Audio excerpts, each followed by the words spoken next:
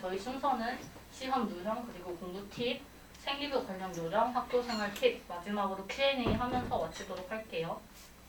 네, 일단 학교 내신이 어떻게 출제가 되고 그리고 효율적으로 좋은 성적을 거두기 위해서 어떻게 공부를 해야 되는지 알려드리도록 할 거예요.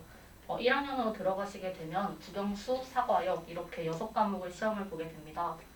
우선 국어부터 시작을 해볼게요. 국어는 문법과 비문학을 주로 다루는 국어 A와 그리고 문학을 주로 배우는 국어 B로 구성이 되어 있어요. 국어 A와 국어 B를 합쳐서 시험 범위가 됩니다. 진도는 교과서나 그리고 선생님께서 나눠주시는 프린터로 나가게 돼요. 시험 유형은 단원마다 그리고 학기마다 바뀝니다. 참고로 시험에는 외부 지문이 출제가 되지가 않고 그리고 교과서와 프린트 등 시험 범위 내에서 배운 내용으로만 구성이 됩니다. 하지만 이번 연도엔 또 어떻게 바뀔지가 모르니 평소에 변형 문제나 모의고사를 풀면서 대비를 하시면 좋을 것 같습니다. 난이도는 오락가락한 편입니다. 쉬울 때는 1등급 컷이 90점대였고요.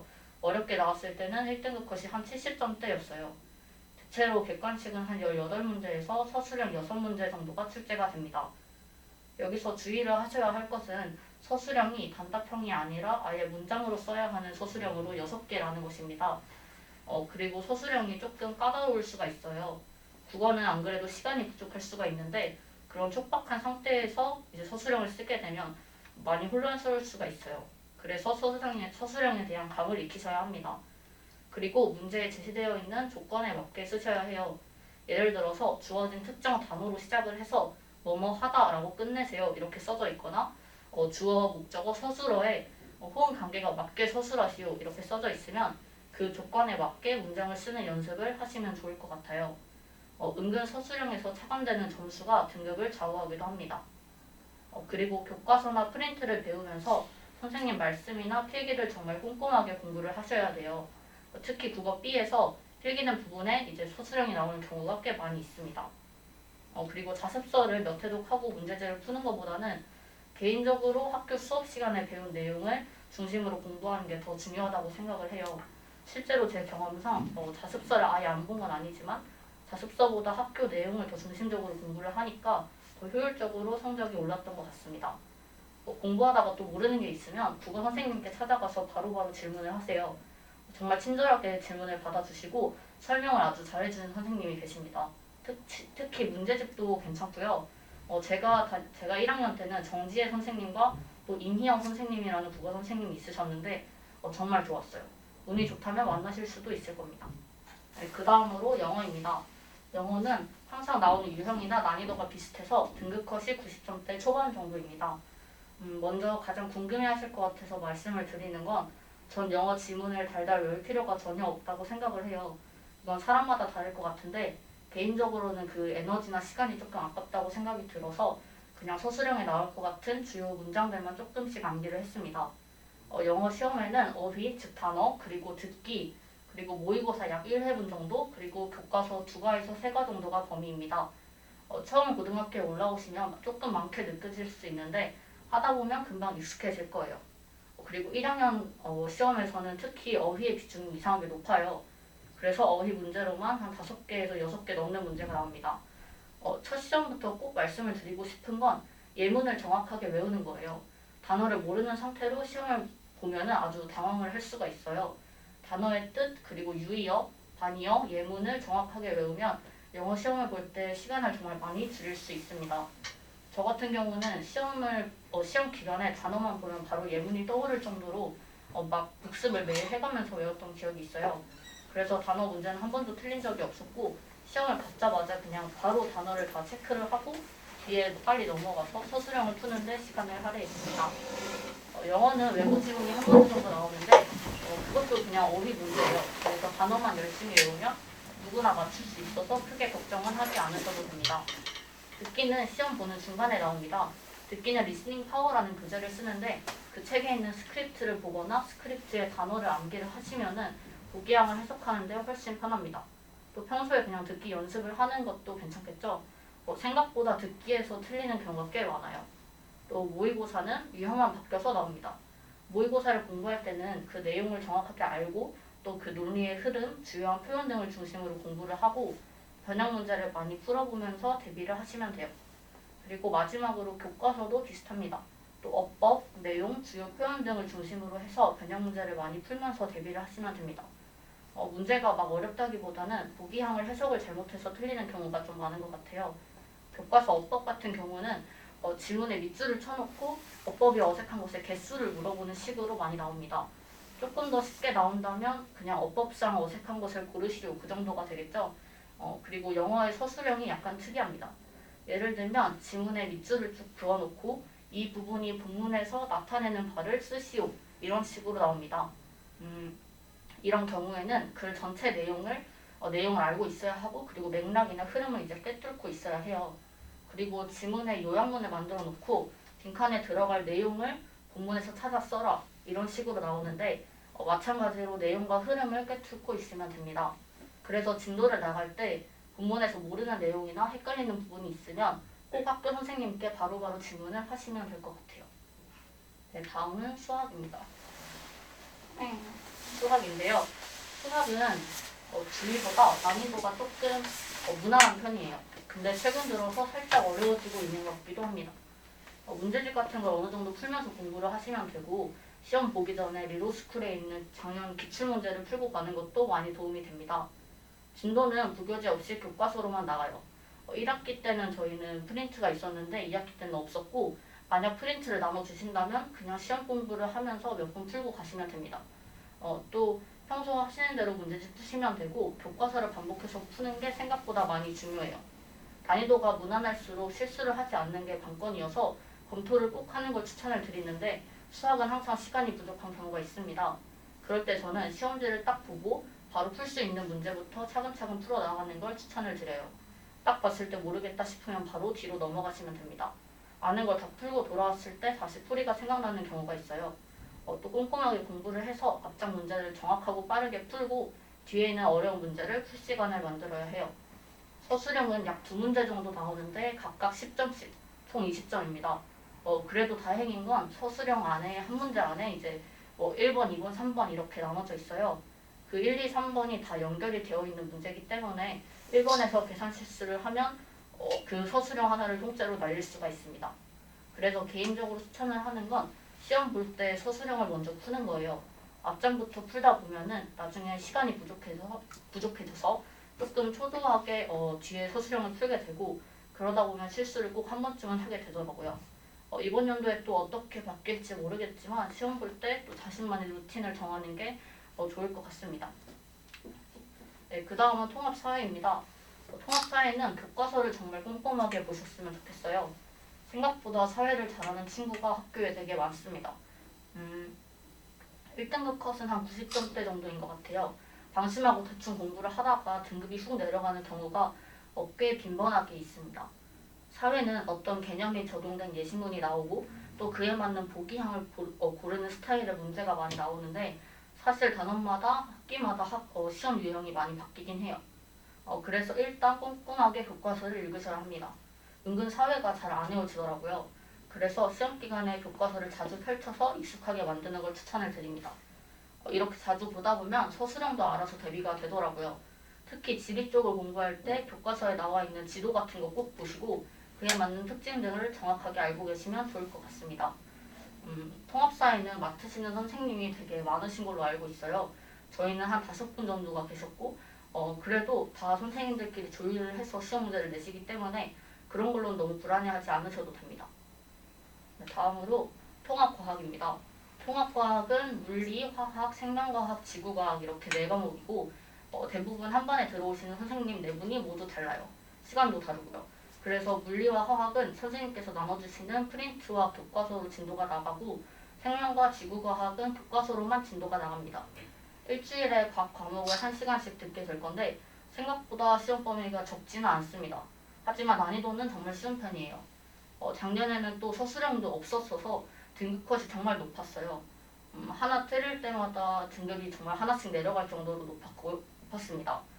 실제로 저번 시험에서는 다 맞거나 하나 틀린 친구들까지가 1등급, 2개 틀리면 2등급, 3개 틀리면 3등급 이렇게 쭉 될 정도로 분포가 된 적도 있습니다. 참고하시면 좋을 것 같고요.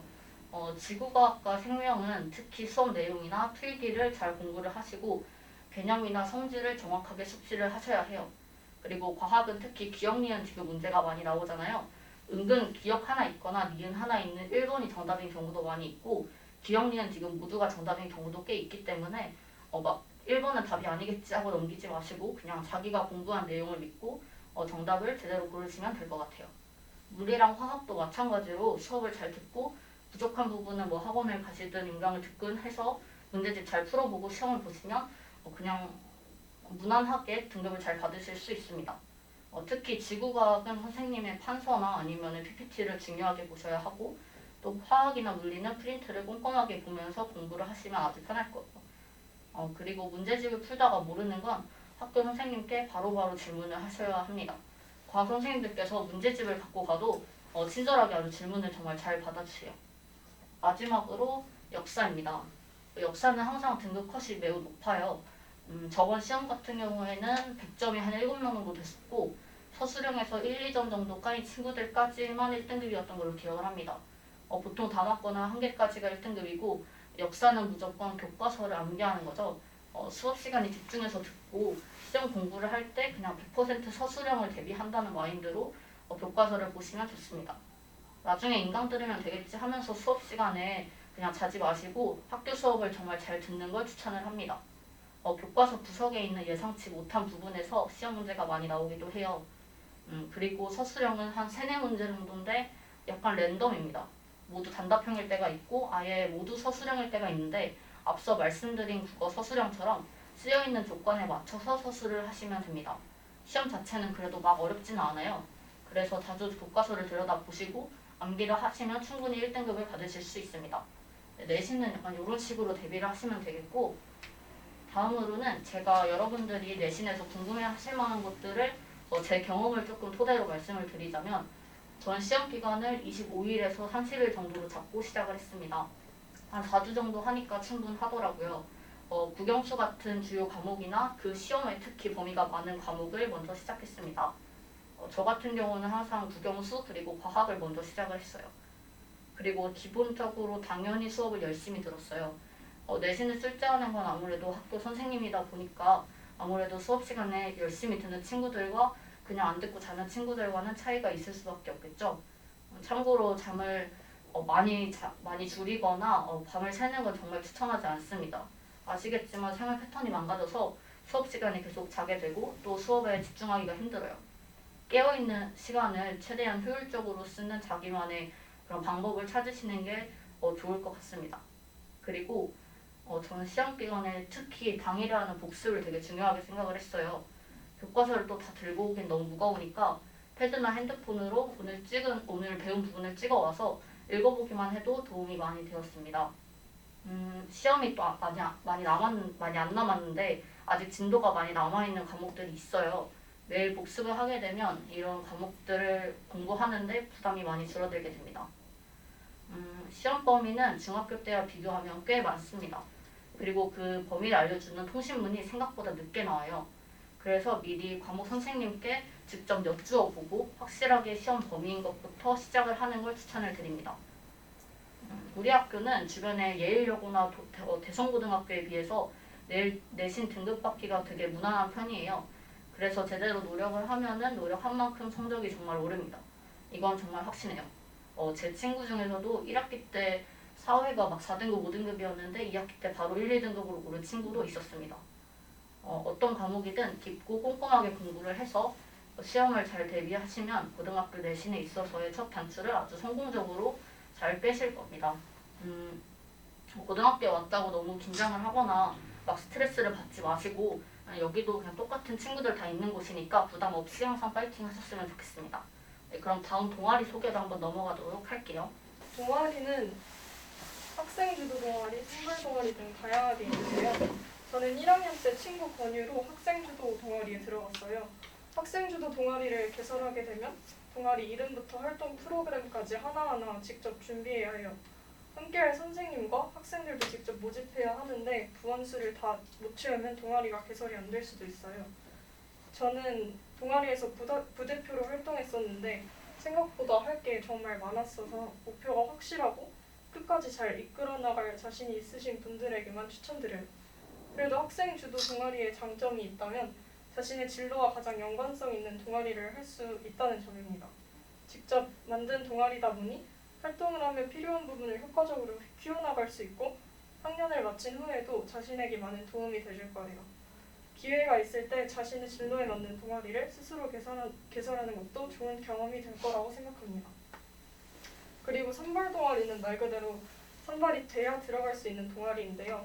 아무래도 선발을 해야 하기 때문에 일반 동아리에 비해 좀 더 일찍 오디션을 보고 준비했던 것으로 기억합니다. 네, 선발 동아리를 관련해서 설명을 조금 더 드리자면 저는 선발 동아리 중 방송부에 들어왔고요. 선발 동아리는 일반 동아리보다 먼저 뽑고 대신에 면접을 또 봐야 합니다.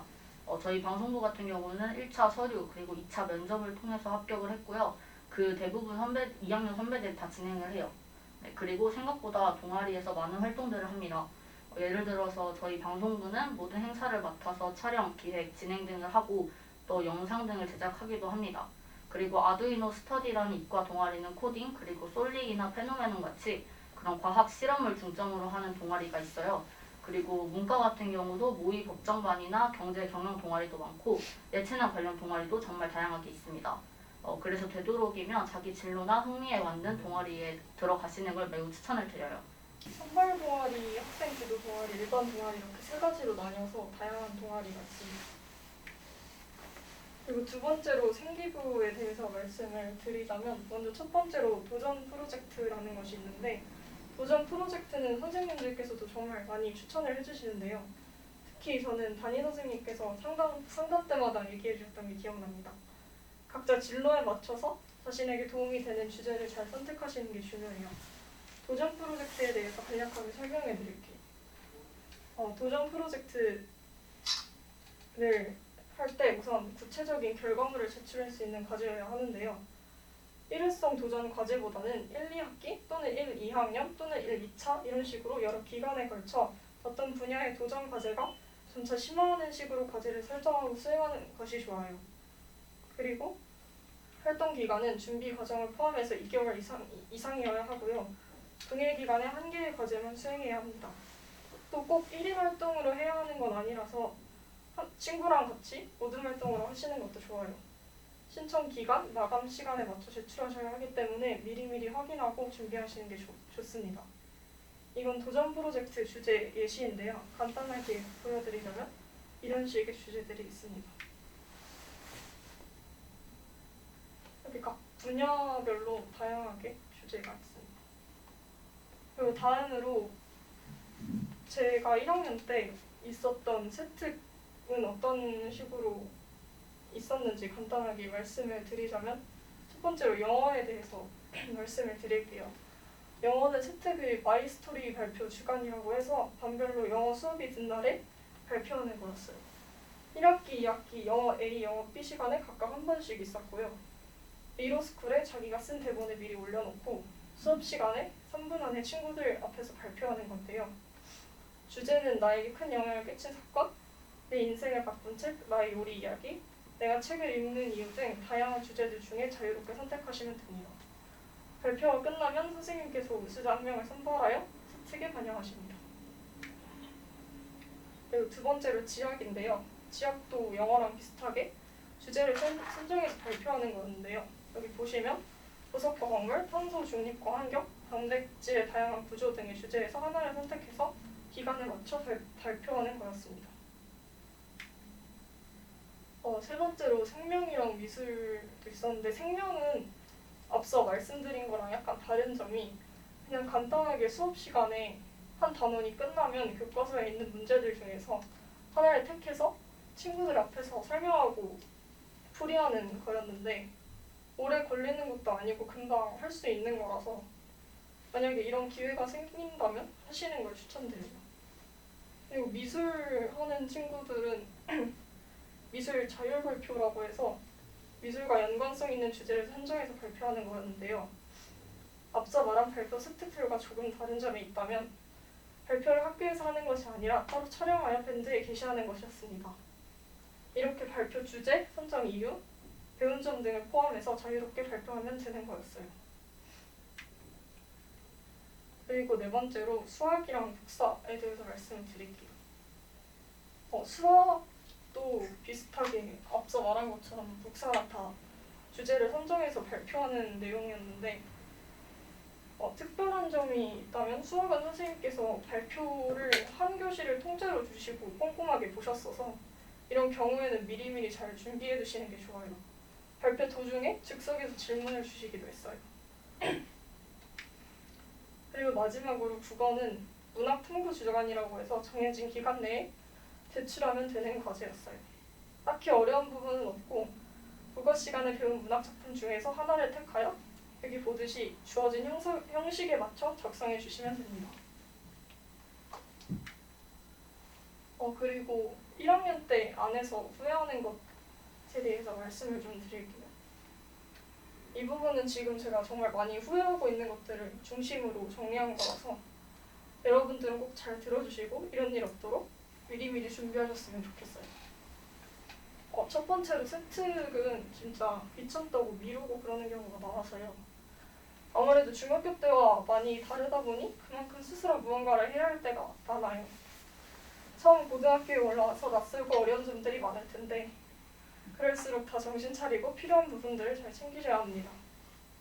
저는 1학년 때 세특을 많이 못 챙겨서 진짜 많이 후회를 하고 있는데 귀찮다고 미루거나 정확하게 계획을 짜지 않아서 실천하지 못하고 많은 경우가 많았는데요. 세특을 챙기실 거면 꼼꼼하고 확실하게 챙기시는 걸 추천드려요. 다이어리나 핸드폰에 간단하게 기록해두고 스스로 계속해서 챙기시는 습관을 들이시면 더 좋습니다. 그리고 두 번째로 내신도 정말 많이 후회하고 있는 점이 있는데요.